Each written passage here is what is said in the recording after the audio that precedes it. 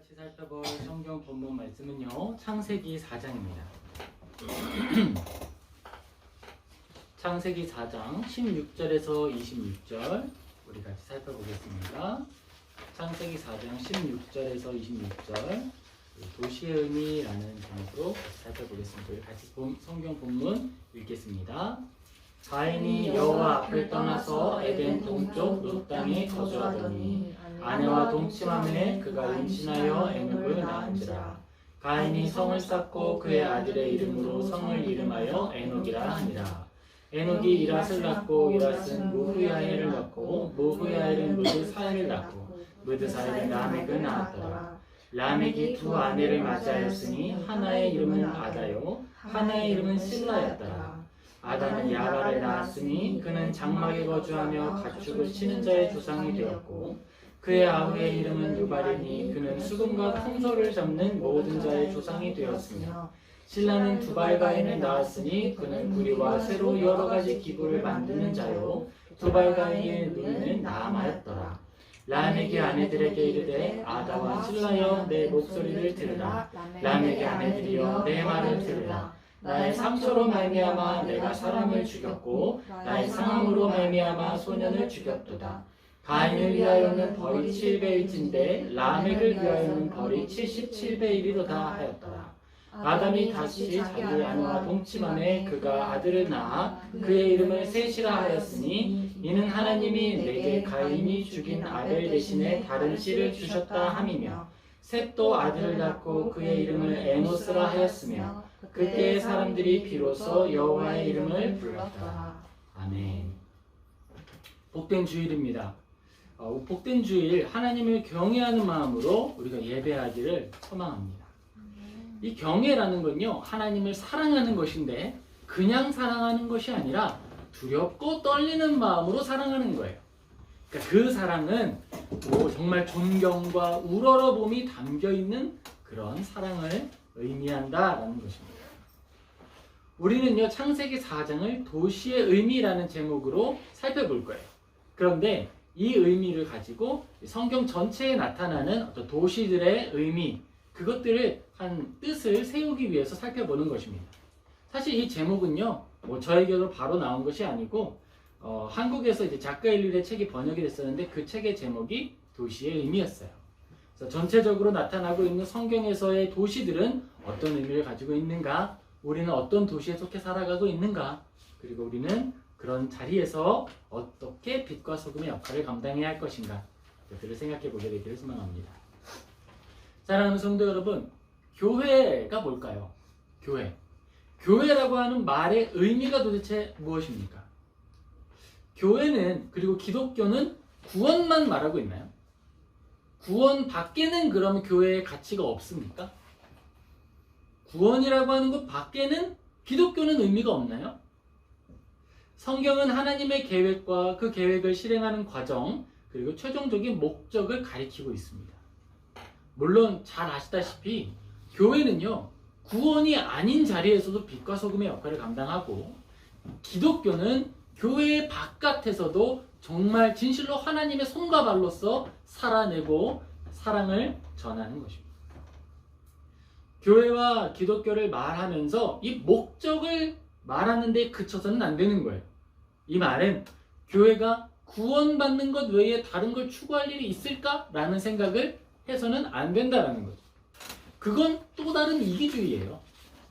그러니까 세상의 향락과 세상의 즐거움과 내가 해야 할 책임과 도리를 감당하지 않으면서 플러스 구원까지 받겠다, 이런 마음이 될 수도 있는 거죠. 우리는 이 땅 가운데에서 하나님의 사람으로서 하나님께 부름받은 작은 예수로서 해야 할 사명과 목적이 있다는 것입니다. 물론 하나님께서 우리에게 주시는 모든 이야기들과 모든 삶의 개입 속에서는 하나님의 뜻과 또 구원을 향한 명백한 방향성이 있지요. 하지만 그것 외에도 우리가 사랑해야 할 이들이 있다는 거예요. 우리가 교회 안에서만 서로 사랑한다 그러면 이 안에 모인 분들은 10명만 사랑하면 되겠네요. 우리는 이 땅을 사랑하면서 교회 안에 있는 지체들만 사랑하는 것이 아니라 이 폭넓게 함께하도록, 마주하도록 하는 이들을 모두 사랑하는 자들로 부름받았다라는 겁니다. 하나님께서 우리에게 기대하는 은혜의 열매가 있다는 거예요. 우리는 그렇기 때문에 이 균형 있는 믿음을 추구할 필요가 있습니다. 균형감 있는 믿음이라는 건 그런 거예요. 예시를 하나 들어볼게요. 포도원에 포도나무가 있습니다. 이 나무가요, 농부를 정말 사랑하는 거예요. 포도나무가 농부를 보면서 막 눈에 하트가 팍 나와가지고 내가 너무 사랑하는 농부 왔다고 정말 좋아해요. 그러면서 포도나무가 나는 저 농부에게 어떻게 사랑을 표현할까 막 고민하기 시작하는 거예요. 자, 포도나무가 농부에게 사랑을 어떻게 표현할 수 있을까요? 이렇게 하는 거예요. 나는 잎사귀를 넓게 만들어야지. 그래서 이 넓은 잎사귀로 우리 농부 아저씨 햇빛을 가려줘야지. 훌륭한 사랑의 표현이죠. 또 다른 포도나무 그 옆에서 이렇게 손가락질하면서 얘기하는 거예요. 그게 뭐야? 그게 무슨 사랑의 표현이야? ip싹이 넓게 나는 건 네가 좋으니까 너 하고 싶은 거 하는 거잖아. 나는 꽃을 예쁘게 피울 거야. 그래서 그냥 꽃을 이렇게 그냥 해가지고 그냥 농부 아저씨가 지나가면 꽃향기가 너무 좋다고 내가 그렇게 할 거야. 꽃을 막 열심히 피우는 거예요. 그런데 그 옆에 있는 다른 포도나무는요, 가만히 자리에 머물러서 포도나무의 열매를 그냥 달콤하게 만들려고 노력을 하고 있어요. 여러분 어때요? 어떤 나무가 농부의 마음을 흡족하게 할까요? 네, 맞습니다. 그 세 나무가 모두 다 아름다운 일을 한 거예요. 훌륭한 일을 한 거예요. 농부가 정말 기뻐했어요. 그런데 포도나무를 심은 농부의 목적은 포도 열매를 얻는 거예요. 그렇기 때문에 우리는 내가 하고 싶은 대로 열매를 맺고 하고 싶은 대로 농부를 기쁘게 하는 것이 아니라 나를 심은 분의 목적을 따라서 열매를 맺어가야 한다는 겁니다. 그렇기 때문에 우리는 무엇을 보아야 한다? 성경을 살펴서 하나님의 뜻을 알아야 한다라는 거예요. 내가 좋아하는 것보다 농부의 마음을 헤아리려는 노력, 바로 그것이 성경을 살피는 일이 되는 것입니다. 우리가 도시에 대해서 이야기할 때에 한 가지 또 이야기하고 또 생각해 보아야 할 게 있어요. 창세기 이야기예요. 우리 지금 읽은 본문 이야기입니다. 이 창세기에 나오는 이 이야기를요, 좀 더 쉽게 이야기해 볼 수 있을 거예요. 자, 그 이름은요, 아담씨 가족의 이야기입니다. 아담씨. 아담이네 가족의 이야기예요. 아담네 집 가족에는요, 자녀가 셋 있었습니다. 아니, 둘 있었습니다. 이름이 뭘까요? 그렇죠. 가인과 아벨이 있었어요. 아담씨네 가족의 첫째 이름은 가인, 둘째 이름은요, 아벨, 그리고 늦둥이 셋째가 태어나요. 셋째 이름은요, 셋이에요. 이름 진짜 외우기 쉽죠? 셋째니까 셋. 셋이에요. 그런 아담씨네 집에 문제가 생겼어요. 무슨 문제가 있을까요? 첫째 가인이가 질투가 너무 많아. 질투가 너무 많아.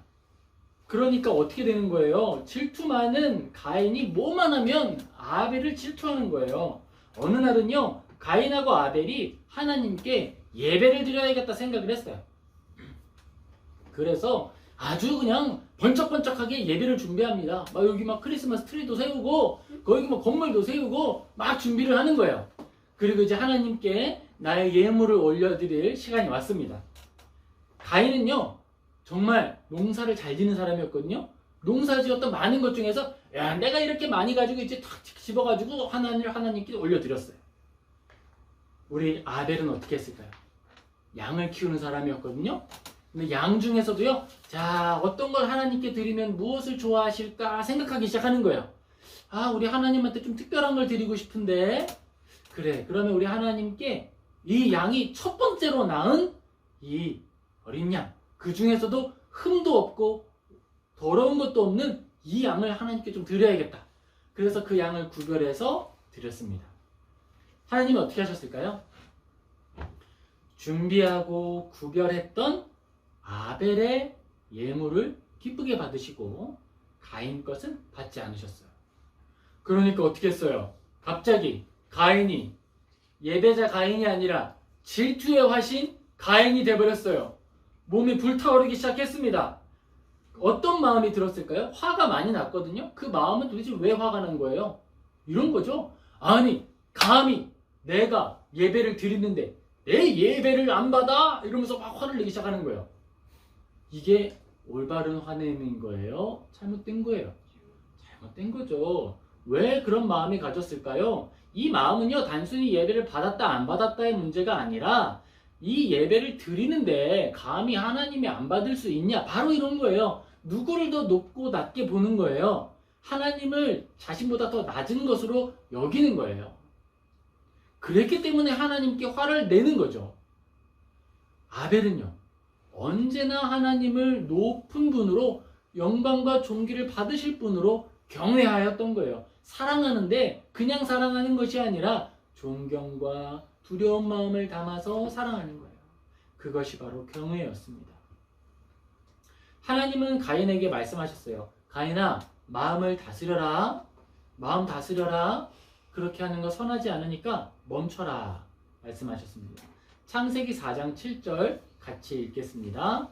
내가 선을 행하면 어찌 낯을 들지 못하겠느냐? 선을 행하지 아니하면 죄가 문에 엎드려 있느니라. 죄가 너를 원하나 너는 죄를 다스릴지니라. 아멘. 감정이 태도가 되지 않도록 마음을 다스리라는 거예요. 자신의 감정이나 기분에 따라서 아무렇게나 행동하는 사람이 있을 수 있죠. 근데 있을 수 있는데 그러한 태도들은요, 신실한 것도 아니고 올바른 것도 아니라는 거예요. 짐승처럼 감정에 휘둘리는 것이 아니라 감정은 다스려야 한다라고 이야기하신 겁니다. 그런데 가인은요, 그런 거 신경 안 쓰는 거예요. 아니, 내가 이렇다는데 감히 어떻게 그런 말을 할 수가 있습니까? 막 더 끌어오르는 거예요. 그리고 그 동생 아벨을 공격했습니다. 가인은 아벨을 죽였고 하나님께서 그를 떠돌이로 만드셨어요. 너는 땅에 정착할 수 없다. 원래 가인의 직업이 뭐라 그랬죠? 농부. 그쵸? 농부인데 떠나라 그랬어요. 그러면 뭐예요? 이제는 그가 가진 재능을 쓸 데가 없는 거예요. 자신의 재능을 쓸 데가 없게 된 사람이 된 겁니다. 그리고 하나님께 받은 그 벌이 가인은 이야기합니다. 너무 무겁습니다. 라고 나 이건 도대체 너무 어려울 것 같아요. 나 죽을 것 같아요. 라고 이야기합니다. 하나님 어떻게 하셨을까요? 네가 죄를 지었으니까 네가 감당해라. 이렇게 하셨을까요? 아니요. 다시 한번 도움을 베풀어 주십니다. 창세기 4장 13절 14절입니다. 가인이 여호와께 아뢰되 내 죄벌이 지기가 너무 무거우니이다. 주께서 오늘 이 지면에서 나를 쫓아내시온즉 내가 주의 낯을 배웁지 못하리니 내가 땅에서 피하며 유리하는 자가 될지라. 물은 나를 만나는 자마다 나를 죽이겠나이다. 하나님은 죄인 가인이 도움을 구하자 그의 기도를 외면하지 않으셨어요. 이게 중요합니다. 하지만 그에게 구원이나 죄 용서를 약속하지는 않으셨다는 거예요. 가인도 알고 있었어요. 내가 다시는 하나님 얼굴을 보지 못할 건 알고 있습니다. 그런데 이 벌이 너무 무겁습니다. 그러니까 하나님이 구원은 아니지만 네가 이 땅에서 살아갈 수 있는 최소한의 보호를 허락하겠다라고 하시고 증표를 주시는 거예요. 이 땅에 살아가는 기본적인 보호를 약속하셨다라는 거예요. 자, 이 땅을 살아가는 우리들이 기억해야 할 것이 있습니다. 이 땅은요, 믿는 사람들만 살아갑니까? 믿지 않는 사람들도 살고 있습니까? 믿지 않는 사람들도 살고 있어요. 살고 있습니다. 우리가 이걸 잘 기억해야 하는 거예요. 믿음 안에 살고 은혜 안에 살다 보면 가끔 까먹어요. 아차차, 이 땅에 나만 사는 거 아니었지. 우리의 은혜와 우리의 사랑의 대상이 교회만이 아니지. 아차차. 까먹을 때가 있는 거예요. 그런데 잊지 말아야 한다는 겁니다. 그런데 하나님은 가인에게 보호의 표시를 주시면서 이거면 충분할 거다라고 이야기하셨어요. 근데 재밌고 우리가 흥미로운 것은요, 가인이 받은 이 표시는 어떨 때의 효력을 발휘할까요? 그렇죠. 가인이 하나님을 신뢰할 때에 신뢰하는 만큼만 그를 위로하는 거예요. 야, 하나님이 나를 지켜주시지? 이 증거, 이게 하나님이 나에게 주신 증거였지? 그래, 내가 하나님을 믿어야지 라고 믿으면 담대하게 나아갈 수 있는데요, 이 믿음이 흔들리면 나아갈 수 없는 거예요. 이게 뭐야? 이게 무슨 보호야? 이게 날 뭘 어떻게 보호하겠어? 황금 마차나 천사들을 좀 보내주지, 이게 무슨 효력이 있겠어? 믿으면 믿는 만큼 마음의 평안을 얻는 게 바로 그 증표의 특징이에요. 하나님을 충분히 믿었다면 가인은 그 표시만으로 든든했을 거예요. 그런데 불행하게도 가인은 그만큼 하나님을 신뢰하지 못했습니다. 다른 것을 의지하게 되는 거예요. 하나님이 보호하실 것이다 라고 하는 것을 신뢰할 수 없기 때문에 다른 것들을 자꾸 찾아서 나에게 덧붙일 수밖에 없는 상태가 되어버렸어요. 그것이 바로 가인이 받은 징계이며 가인이 떠돌아다니는 자가 되어버리는 상태가 된 겁니다. 놋이라는 단어가 히브리어로 있어요. 그것은요, 그 자체로 떠돌아다니다 헤매다 라는 의미가 있습니다. 놋. 그러니까 가인의 상태는 놋이에요. 헤매는 자, 떠돌아다니는 자. 그런데 그 떠돌아다니는 자가 땅의 이름을 하나 발견하는데 그 땅의 이름이 뭐예요? 떠돌다예요. 놋이에요. 놋 땅에 정착하게 된 거예요. 평생 방랑자로 살도록 부름받고 징계받은 자가 떠돌이라는 땅에 정착하게 된 겁니다. 그런데 그 정착은요, 이 땅에 살고 있는 사람들의 마음 상태와 삶의 상태를 아주 그대로 보여주는 거예요. 이 땅에 사는 사람들은요, 하나님을 의지하지 않고 사는 사람들은요, 막 든든한 것 같고 모든 걸 소유한 것 같고 부자로 보이거든요. 그런데 그들은 떠돌이에요. 마음에 안정감이 없어요. 의지할 것이 없습니다. 그러니까 자꾸 자신이 의지할 것을 찾는 수밖에 없는 거예요. 그런 상태로 살아가게 됐습니다. 그것이 바로 놋 땅이에요. 세상의 나라는 평안과 안정감이 없습니다. 하지만 정말 원하죠. 좋은 집, 안전한 집, 좋은 차, 더 많은 자랑거리. 왜요? 안 그러면 세상의 파도에 휩쓸려서 내가 없어질 것 같거든요. 나에게 무엇인가 계속 덧붙여서 나를 지키고 싶어 하는 것입니다. 하지만 우리는 잘 알고 있어요. 이 땅 가운데 아무리 크고 명성이 대단했던 나라도 지금까지 그 명성을 지켰던 나라가 없습니다. 그런 도시가 남아있는 게 없습니다. 옛 영광은 있을 수 있으나, 그리고 지금 찬란한 잠깐 반짝이는 어떤 자랑거리는 있을 수 있으나 영원한 것은 없는 거예요. 그것은 오직 하나님께만 있습니다. 창세기 4장에는 이 두 가지 세상에 대한 설명과 그 안의 특징이 함께 기록되어 있습니다. 창세기 4장 17절 우리 같이 읽겠습니다. 아내와 동침하에 그가 임신하여 에녹을 낳은지라. 가인이 성을 쌓고 그의 아들의 이름을 성을 이름하여 에녹이라 하니라. 아멘. 아들을 얼마나 사랑했는지 몰라요. 가인씨가 아들을 너무너무 사랑해서 에녹이라고 이름을 지었거든요. 그리고 그가 정착을 했잖아요. 놋 땅에, 방랑하는 곳이라고 하는 곳에 정착을 했는데 성의 이름을 뭐라고 지었어요? 아들의 이름을 따서 에녹이라 지은 거예요. 한국에 가면 간판 그런 거 많잖아요. 똘이네. 아들 이름이 똘이잖아요. 응? 재한의 집 이래가지고 음식을 파는데 아들 이름이 재하야. 똑같죠. 성의 이름을 지었는데 그 성의 이름이 에녹이에요. 그리고 여기에 보면요, 성이라고 하는 이름이 등장하죠. 이 성의 이름에 사용된 히브리어는 이르인데요. 이건요, 시티를 말해요. 시티, 도시를 말하는 거예요. 도시. 이 도시를 만들었다는 거죠. 그런데 이 도시는요, 세상의 도시이고 또 다른 도시가 등장하는데 그건 하나님의 도시입니다. 이 도시라고 하는 걸 기억하세요. 이것이 마태복음에 가면 나라라는 이름으로 확장돼서 등장하는 거예요. 하나님의 나라가 있고 세상의 나라가 등장합니다. 오늘 우리에게 조금 더 익숙한 표현은 바로 이거죠. 하나님의 나라. 근데 어거스틴은요, 이 단어에서 의미를 따와서 하나님의 도성이라고 하는 책을 쓰기도 했어요. 하나님의 도성은 시티를 말하는 거였고, 우리에게 지금은 그거 똑같이 하나님의 나라라고 읽을 수 있는 거죠. 마찬가지로 그럼 이 세상을 바라볼 때 우리는 두 나라가 함께 있는 것으로 생각해 볼 수 있는 거예요. 어떤 나라? 세상의 나라, 그리고 하나님 나라. 두 가지가 있는 거예요. 그런데 이 두 가지를 생각할 때 약간 주의해야 될 것이 있습니다. 무엇이냐 하면 이 두 나라가 서로 대립하는 것으로 생각하는 거예요. 만약에 이 두 나라가 대립하는 것이라 그러면 어떻게 해야 돼요? 우리는 전도하러 나가는 게 아니라 창 들고 싸우러 가야 돼요. 확장해야 되잖아요. 이 두 나라는 대립하는 나라가 아니에요. 대립하는 나라가 아니라 함께 존재합니다. 근데 어떤 형태로 존재하냐면요, 이렇게 존재하는 거예요. 주머니 속에 주머니가 들어있는 모양으로 존재하고 있어요. 큰 주머니는 뭘까요? 그렇죠. 세상의 나라가 큰 주머니입니다. 그 세상의 나라 큰 주머니 안에 작은 주머니가 있어요. 작은 주머니의 이름은 하나님 나라예요. 이 큰 주머니 안에 하나님 나라가 들어있는 거예요. 그렇기 때문에 하나님은 이 나라들을 위해서 기도하라라고 명령하십니다. 예레미야 29장 7절입니다. 우리 같이 읽겠습니다. 너희는 내가 사로잡혀 가게 한 그 성읍의 평안을 구하고 그를 위하여 여호와께 기도하라. 이는 그 성읍이 평안함으로 너희도 평안할 것임이라. 다른 성경 구절 신약 한번 찾아보겠습니다. 디모데전서 2장 1절에서 4절입니다. 그러므로 내가 첫째로 권하노니 모든 사람을 위하여 간구와 기도와 도구와 감사를 하되 임금들과 높은 지위에 있는 사람을 위하여 하라. 이는 우리가 모든 경건과 단정함으로 고요하고 평안한 생활을 하려 함이라.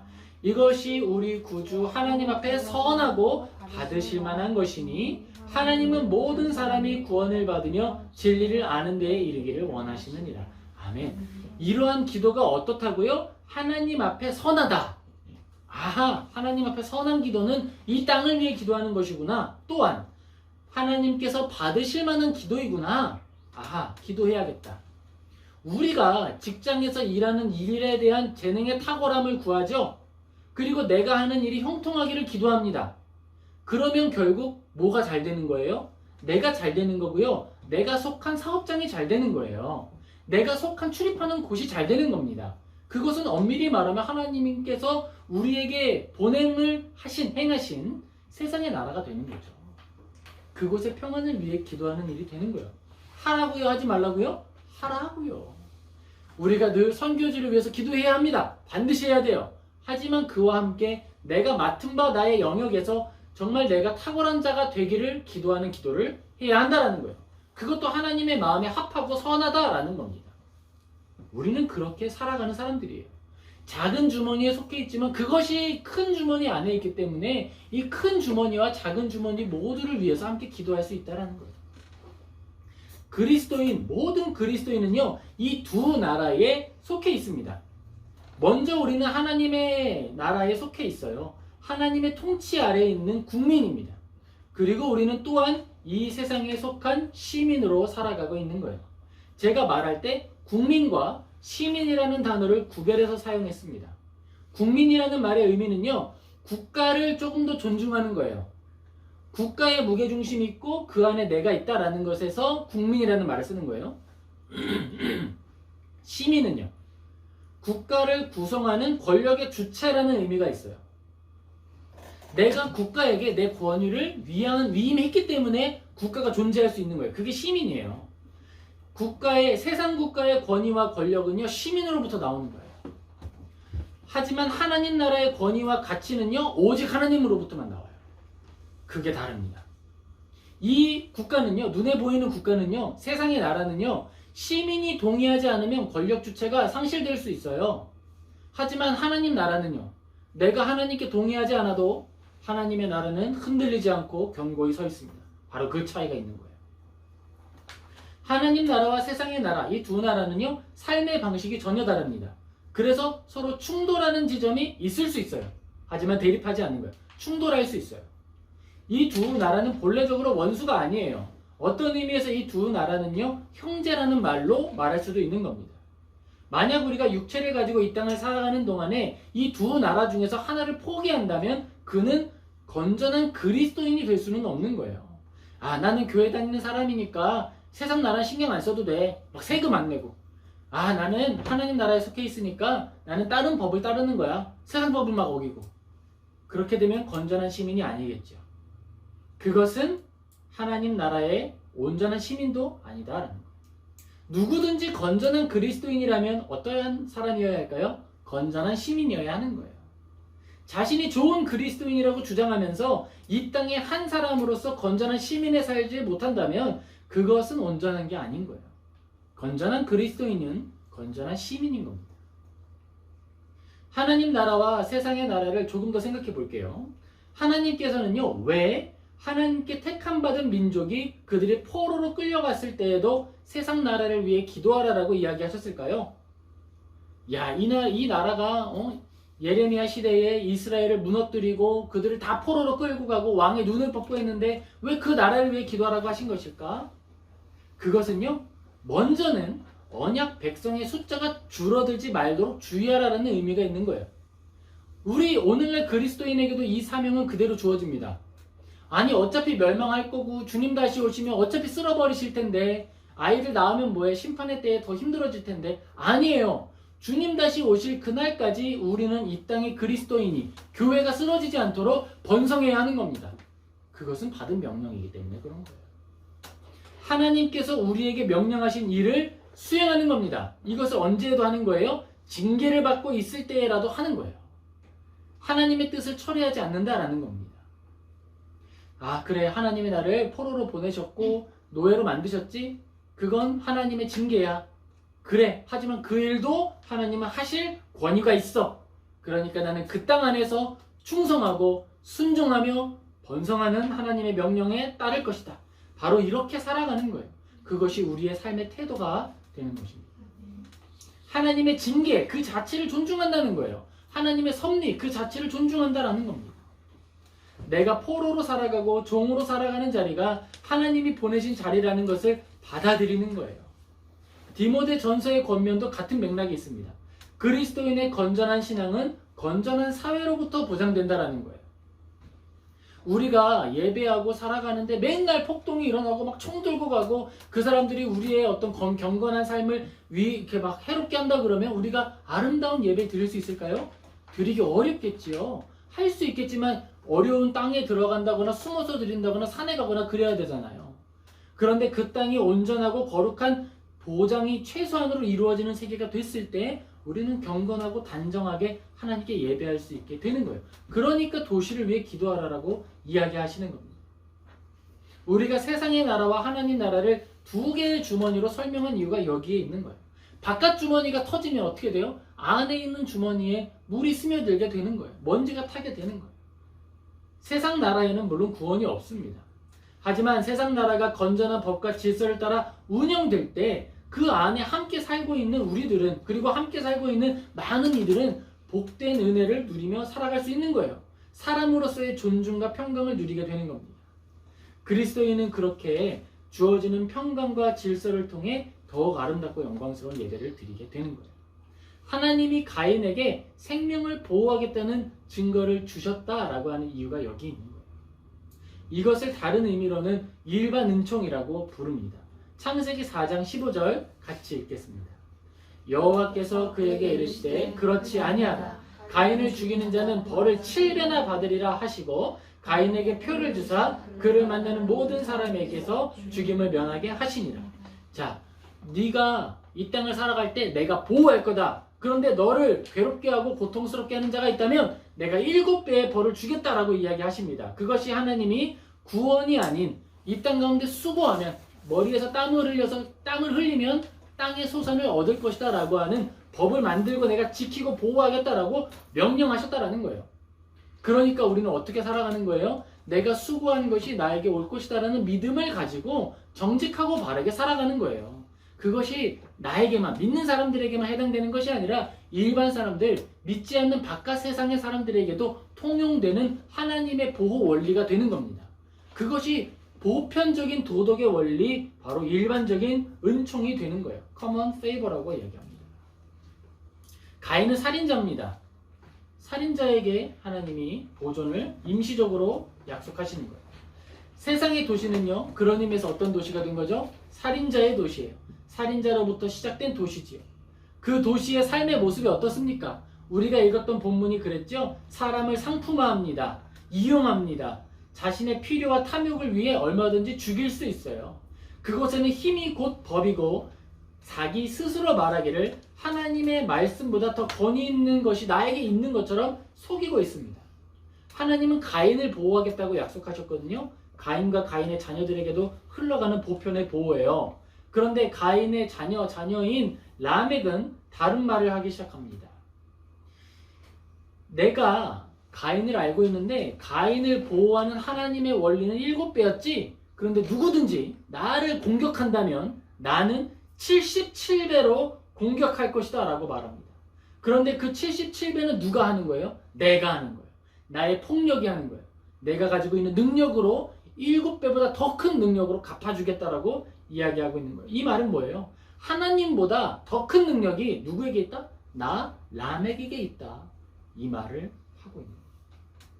하지만 우리가 잘 아는 것처럼 세상의 이 외침은 헛된 것이고 거짓말이죠. 속이는 말이에요. 잠시 있다 사라지는 안개와 같은 말이 되는 겁니다. 세상 나라와 하나님 나라의 결정적인 차이는 뭘까요? 그것은요, 삶의 원리, 운영의 원리에 있습니다. 세상 나라의 운영 원리는요, 사람의 육체로부터 나타나는 모든 필요를 충족시키는 것을 최고의 목적으로 하는 거예요. 나라가 없는 상태, 이 보호가 없는 상태를 뭐라고 부를까요? 무정부 상태라고 불러요. 무정부 상태를 다른 말로 그 안에 있는 표현을 어떻게 하면 잘 할 수 있을까요? 토마스 홉스라는 사람이 이렇게 표현합니다. 만인에 대한 만인의 투쟁 상태라는 거예요. 우리 시아제아주한테 물어볼게요. 만약에 학교에 갔는데 수업 시간에 선생님이 안 계셔. 그럼 어떻게 될까? 어떻게 돼요? 친구들이 앉아서 공부할 시간에는 공부해야지 책을 펴고 공부합니까? 쉬는 시간이든 공부하는 시간이든 관계없이 막 뛰어놉니까? 막 뛰어놀죠? 그거는 누가 있으니까 공부 시간에 공부하는 거예요? 네, 왕이 있기 때문에 그 시간에 공부하도록 지키는 거예요. 만약에 그 규칙을 어기는 사람이 있으면 어떻게 해요? 이름을 가지고 빨간 패널로 옮기죠? 그렇게 하면서 그 친구 말을 듣게 만들죠? 그러면은 어떻게 돼요? 공부하고 싶은 마음이 있는 친구들이 공부할 수 있게 되죠. 바로 그거예요. 바로 그겁니다. 토마스 홉스는 정부가 없는 상태의 사람은 만인에 대한 만인의 투쟁 상태라는 겁니다. 자, 앞에 우유를 쫙 펼쳐놓고 선생님 없이 한 사람씩 와서 가져가 라고 해서 한 사람씩 와서 가져가면 성숙한 곳이죠. 그런데요, 그렇게 될 리가 없어요. 될 리가 없어요. 막 달려가서요, 우유 뺏고요, 남이 가지고 있는 거 먹고 있으면 쳐가지고 흘리게 만들고요, 온 사방이 우유 천지가 되는 거예요. 만인에 대한 만인의 투쟁 상태라는 겁니다. 엄마 아빠가 집에 없어봐요. 시아제아 주아만 셋이 있으면 집이 깨끗할까요? 개판 5분 전도 그런 개판 5분 전이 없어요. 무정부 상태가 되는 거죠. 정부가 있어야 보호가 되는 거예요. 바로 그거예요. 그 정부는 무엇으로 이 땅을 다스립니까? 누구보다 강력한 힘으로, 강력한 폭력으로 다스리는 거예요.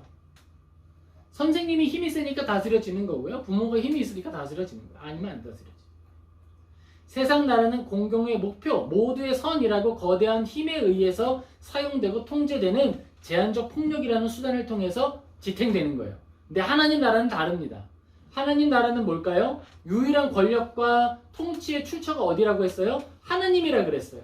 하나님은 우리를 어떻게 다스리십니까? 우리를 대신해서 죽는 방식으로 통치하십니다. 하나님 나라는 사랑의 원리로 통치되는 거예요. 그의 선하심과 전능하심이 유일한 원리예요. 하나님은 끝까지 사랑하시고 더하여 사랑하는 방식으로 우리를 다스리십니다. 그래서 하나님 나라가 놀라운 비밀을 숨기는 나라라는 거예요. 일반 세상 나라 같았으면요, 그거 벌써 왕하고 구태타 했죠. 그런데 말씀드렸다시피 하나님 나라는 모든 백성이 다 구태타 하더라도 쓰러져요, 안 쓰러져요? 안 쓰러져요. 왜요? 하나님이 계시는 순간 완전한 나라이기 때문에 그렇습니다. 사랑으로 지탱되는데요, 이것은 반역이 없어요. 왜요? 하나님으로부터 무한한 사랑이 내 악함을 녹여버릴 만큼 쏟아져 내려오거든요. 그게 하나님 나라예요. 그 나라에 속한 게 우리들입니다. 이 땅, 이 세상의 나라는요, 하나님 나라를 알지 못해요. 그래서 놀라워하는 거예요. 아니, 너희들은 어떻게 그렇게 사랑할 수 있어? 우리는 하나님 나라에 속한 시민이기 때문에, 그 백성, 그 국민이기 때문에 하나님으로부터 오는 통치 방식을 따를 뿐이에요. 그랬는데 세상은 말합니다. 그 놀라운 사랑에 내가 감복한다. 그것이 바로 하나님 나라에 속한 자들이 살아내는 방식이고, 이 땅의 소금과 빛의 사명을 감당하는 방식인 겁니다. 우리는 그렇게 이 땅 가운데 빛으로서, 소금으로서 살아가는 거예요. 사랑하는 성도 여러분, 우리는 하나님 나라에 속한 사람들이에요. 믿으십니까? 네. 아멘. 우리가 실수할 때 있고, 사랑 다 못할 때 있고, 부족하게 사랑할 때 있죠? 그렇더라도 우리는 하나님 나라의 시민입니다. 하나님 나라의 국민입니다. 세상은 우리가 노력하지 않으면 손해를 보고, 너 그렇게 정직하게 살면 잃어버릴 것이고, 삶의 자리를 잃어버릴 거라고 겁을 줍니다. 그러니까 뭐 하라고요? 폭력의 원리에 합류하라고, 힘의 원리에 합류하라고 우리에게 강요해요. 그런데 우리는 뭐라고 답을 하는 거예요? 아니야. 폭력이 아니라 사랑으로 유지되는 나라가 있어. 나는 사랑으로 살아갈 거고, 정직하게 살아갈 거고, 손해보는 일을 할 거야. 그렇게 사라지는 나라가 있어 라고 이야기하는 거예요. 우리는 드러내는데 세상은 알지 못합니다. 그게 우리의 삶의 방식입니다. 세상의 나라는 우리가 잠시 소속된 나라예요. 그러니까 그 땅 가운데서 나는 구속력이 없어요. 나그네같이 살 수 있어요. 얼마든지 내어줄 수 있어요. 내가 소속된 나라는, 참된 나라는, 나의 시민권은 하나님께 있기 때문입니다. 나는 그곳에 속했기 때문이에요. 사랑하는 성도 여러분, 그렇다면 우리가 하나님 나라에 속했다는 것과 하나님 나라는 사랑의 법으로 통치된다는 사실로부터 우리는 어떤 교훈을 얻을 수 있을까요? 먼저는요, 우리는 내가 어디에 속한 사람인지를 기억해야 하는 것입니다. 그리고 나를 다스리는 통치 원리가 무엇인지를 기억해야겠습니다. 우리는 폭력의 원리가 아니라 사랑의 원리로 살아가고 이 땅에서 그 원리를 흘려보내는 사람들로 부름받은 거예요. 우리는 사랑하는 사람들이라는 사실을, 그리고 그 사랑은 나에게 함몰적으로만 흘러가는 것이 아니라 이 열방과 세상을 향해 흘려보내는 사랑이라는 사실을 기억하시기 바랍니다. 두 번째 교훈은 무엇일까요? 이 두 번째 교훈은요, 나는 하나님의 나라라고 해서 내가 속한 곳을 위해서만 기도하는 것이 아니라 온 열방과 온 나라를 위해서 기도할 사명이 있다라는 것입니다. 우리는 기도해야 하는 사람들입니다. 나의 필요뿐만이 아니라 모든 이들의 평안을 위해서도 국가를 위해서 함께 기도해야 한다는 것입니다. 이것은 우리가 평안을 누린다라고 하는 의미도 있지만 그보다 먼저 우리가 아직 죄인 되었을 때에 나를 사랑하시고 나에게 복음을 전해주셨던 하나님의 그 은혜의 사랑을 따라서, 그 모범을 따라서 우리가 걸어가는 것입니다. 이웃을 사랑하기를 예수님의 이름으로 축복합니다. 그럼 우리가 얻어야 할 세 번째 교훈은 무엇일까요? 그것은요, 하나님께 속한 우리의 자리를 기억하고 내가 살아가는 삶의 자리에서 믿음에 속한 것과 세상에 속한 것을 구별해서 따로 취급하지 않도록 주의해야 한다는 거예요. 자, 내가 살아가는 여기는 이제 내 거니까 내 맘대로 할 거야. 여기는 하나님 개입하지 마세요. 나 잘할 수 있어요. 이렇게 생각하는 게 아니라는 겁니다. 내가 속한 곳, 내가 일하는 곳, 그것도 하나님의 영역입니다. 그것도 하나님의 것이에요. 내가 패션을 디자인하고 있다면, 내가 그곳이 나의 영역이라면, 내가 셰프라면, 내가 개발자라면 그곳으로부터 하나님의 나라가 임재하도록, 그곳에 하나님의 영광이 임재하도록 내어드려야 하는 것입니다. 그것이 하나님 나라에 속한 사람이 살아가는 삶의 방식이 되는 것입니다.